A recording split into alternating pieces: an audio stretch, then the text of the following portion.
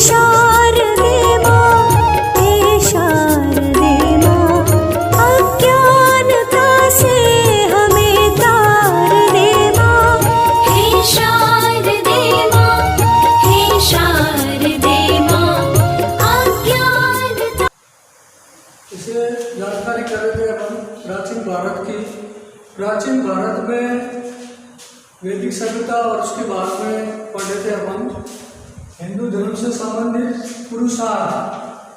पुरुषार्थ से अभिप्राय है कि मनुष्य का एक आदर्श मूल्य, उसका कार्य, यानी मनुष्य को किस प्रकार से कार्य करना चाहिए, एक आदर्श कार्य के रूप में जो उसकी दिनचर्या रहेगी वो उसका पुरुषार्थ रहेगा।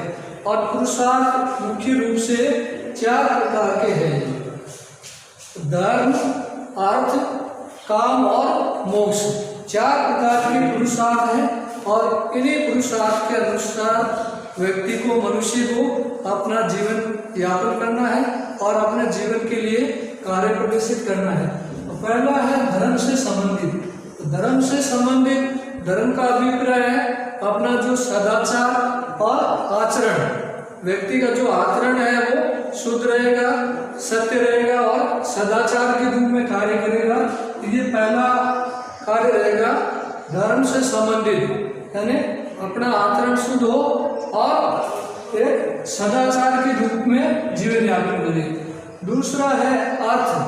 अर्थ से अभिप्राय है भौतिक जो संपत्ति है, जो संपदा है, उस भौतिक संपदा का उपयोग किस प्रकार से करें और उसको जन हितैषी उपयोग के रूप में ज्यादा प्रबल माना जाए।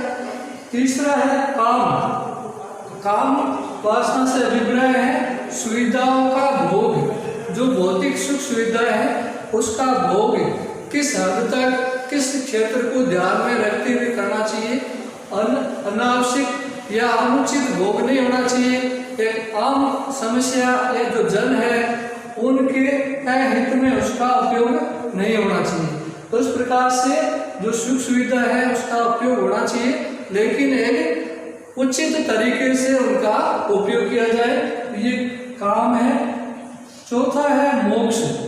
मोक्ष जन्म मरण का जो अंतिम लक्ष्य रहेगा कि जब व्यक्ति का मृत्यु के बाद में पुनः उसका जन्म मरण नहीं हो, उसको मोक्ष की प्राप्ति कहते हैं। और मोक्ष की प्राप्ति के लिए व्यक्ति को अत्यंत प्रयत्नशील रहना चाहिए। उसके लिए जो किस प्रकार से अध्ययन, अध्याय और अपना जीवन का आचरण इस तरीके से करे ताकि उसका जो जन्म मरण है।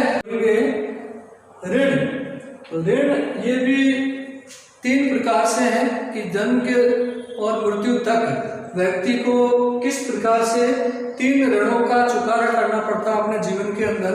तो उसमें पहला है पितृ ऋण, जिसमें उनके माता पिता के द्वारा उसको जो जन्म दिया गया है उसका चुकारा भी एक प्रकार से उनकी सेवा करके ये जो किया जाता है तो उसको पितृ ऋण के नाम से भी जाना जाता है।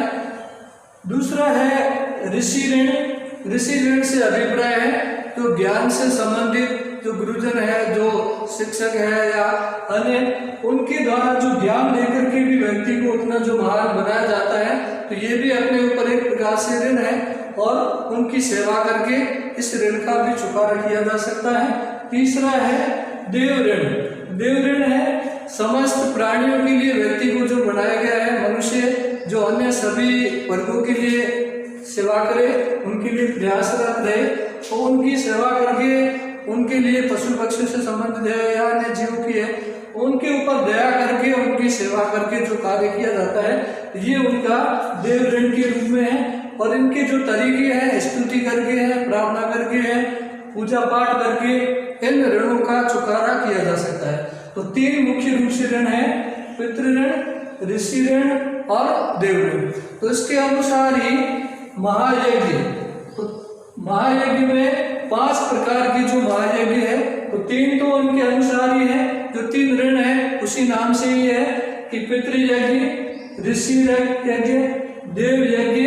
तो 3 तो जो ऋण है उसके अनुसार ही है और 2 और इसमें नए हैं, भूत यज्ञ और नृ यज्ञ। तो उसमें पितृयज्ञ जो माता पिता या उनके लिए या गुरुजनों के लिए जो यज्ञ करके उनकी स्तुति की जाती है। ऋषि या ब्रह्म यज्ञ, जिसमें स्वयं अपना अध्ययन करके ऋषि मुनियों की वाणी का जो स्वाध्याय करके उसका आचरण करके उसको किया जाता है यज्ञ। देव यज्ञ से अभिप्राय है देवताओं को प्रसन्न करना, स्तुति करके और देवताओं को प्रसन्न करने से संबंधित यज्ञ है। भूत यज्ञ ये एक प्रकार से यज्ञ है, तो वैसे नाम से अलग है कि भूत किससे संबंधित है, लेकिन अन्य जो पशु पक्षी है या अन्य जो प्राणी है उन प्राणियों की सेवा करके उनके कल्याण के लिए जो कार्य किया जाता है, जो यज्ञ किया जाता है, उसको भूति यज्ञ के नाम से जाना जाता है। तीसरा है नृ यज्ञ। इसमें समस्त मानव कल्याण की भावना, जीव जंतु है, पशु पक्षी है, वो तो है, उसके अलावा समस्त मानव कल्याण की भावना का जो कार्य किया जाता है तो उसको इस प्रकार से ये महायज्ञ रूप में जाना जाता है। तो इस प्रकार से 4 पुरुषार्थ, जिसमें 3 पुरुषार्थों का संबंध रहता है। भौतिक जीवन से जो जीवन वर्तमान में चल रहा है उसको सही तरीके से संयम पूर्ण सदाचार उसका आचरण करे, और चौथा जो पुरुषार्थ है मोक्ष, ये जो मृत्यु के पश्चात उसका यानी आध्यात्मिक पक्ष है। मृत्यु के पश्चात उसकी आत्मा या उसकी जो जीवात्मा है उसका कल्याण हो, उसके लिए इस प्रकार से कार्य करना।